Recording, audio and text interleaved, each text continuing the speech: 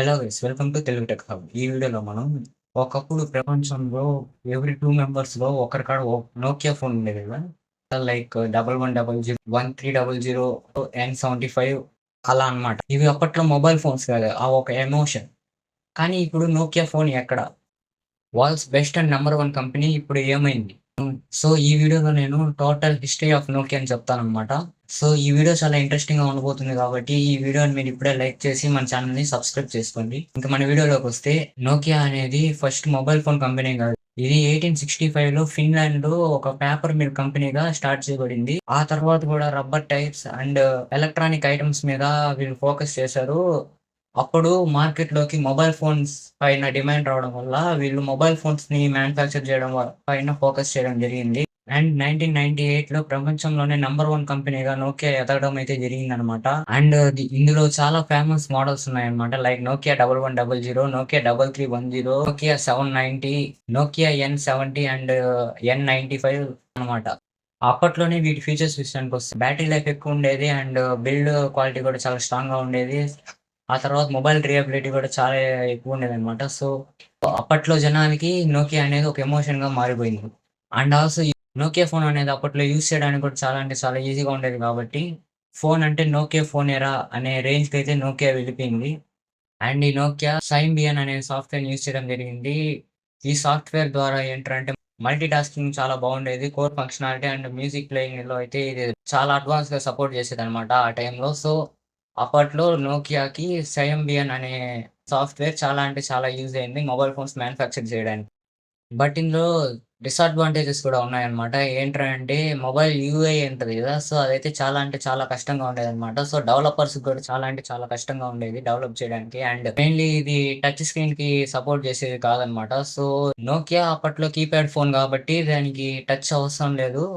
కాబట్టి సైంబియన్ అనేది నోకియా ఫోన్స్‌లో చాలా అంటే చాలా బాగా వర్క్ అయింది. సైంబియన్ అనేది పాస్ట్‌కి సరిపోతుంది గానీ ఫ్యూచర్‌కైతే సరిపోదన్నమాట. ఇదిలా ఉండగా 2017లో యాపిల్ లాంచ్ అవ్వడం అయితే జరిగింది. ఫస్ట్‌లో నోకియా వాళ్ళేమనుకున్నారంటే, టచ్ ఫోన్స్ ఎక్కువ కాలం ఉండవులే అనుకున్నారు. కానీ టచ్ ఫోన్స్ అయితే జనాల్ని చాలా అంటే చాలా బాగా ఆకర్షించుకున్నాయి. అండ్ ఈ ఐఫోన్‌లో ఏంట్రా అంటే full touch screen and UI గూడా కొంచెం స్మూత్ అవ్వడం జరిగింది. అండ్ డెవలపర్స్ కూడా డెవలప్ చేయడానికి చాలా అంటే చాలా ఈజీగా ఉండడం వల్ల చాలామంది నోకియాని వదిలేసి యాపిల్ సైడ్ వెళ్తా ఉన్నారు. సో, ఇది ఇలా ఉండగా 2008లో గూగుల్ ఆండ్రాయిడ్‌ని రిలీజ్ చేసిందనమాట. సో, గూగుల్ ఆండ్రాయిడ్‌ని రిలీజ్ చేయడం వల్ల ఏంట్రా అంటే సామ్‌సంగ్, షామీ ఇలాంటి కంపెనీలొచ్చేసి ఆండ్రాయిడ్‌ని వెంటనే యాక్సెప్ట్ చేయడం జరిగింది. కానీ నోకియా మాత్రం యాక్సెప్ట్ చేయలేదు. ఎందుకంటే వీళ్ళేమనుకున్నారంటే ఒకవేళ ఆండ్రాయిడ్‌ని యాక్సెప్ట్ చేస్తే మన టోటల్ కంపెనీ అనేది గూగుల్ అండర్‌లో పనిచేయాల్సొస్తుందేమో అనేసి ఆలోచించి వీళ్ళైతే యాక్సెప్ట్ చేయడం జరగలేదు. ఆ తర్వాత చాలా అంటే చాలా లాసెస్‌లో జరిగింది. ఆండ్రాయిడ్ ఓపెన్ సోర్స్ కావడం వల్ల చాలా కంపెనీలు రావడం జరిగింది. వాటి సొంత యూఐని జనరేట్ చేసుకోవడం జరిగింది. ఆ తర్వాత నోకియా అనేది చాలా అంటే చాలా పడిపోయిందనమాట. ఒక పక్క మార్కెట్‌లో టచ్ ఫోన్స్ డిమాండ్స్ పెరిగిపోతుండగా, ఇంకో పక్క నోకియా కంపెనీలో డిపార్ట్‌మెంట్స్ మధ్య గొడవలు అండ్ లేట్ డెసిషన్స్ తీసుకోవడం ఇలాంటివి జరిగేవన్నమాట. సో, నోకియాలో కొన్ని మనస్పర్ధలు రావడంతో ఇలాంటివైతే జరిగాయన్నమాట. చాలామంది ఇంజినీర్లు నోకియా కంపెనీతో ఆండ్రాయిడ్‌ని యూజ్ చేయాల్సిందే తప్పదు అనేసి సజెస్ట్ చేసినా గూడా నోకియా కంపెనీ దాన్ని రిజెక్ట్ చేయడం జరిగిందనమాట. సో, ఈ విధంగా అయితే చాలా అంటే చాలా గొడవలైతే అవ్వడం జరిగింది. ఆ తర్వాత 2011లో నోకియా సీఈఓ ఉన్నారు గదా! ఆయనొచ్చేసి మైక్రోసాఫ్ట్‌తో కొలాబ్ అవ్వడం జరిగిందనమాట.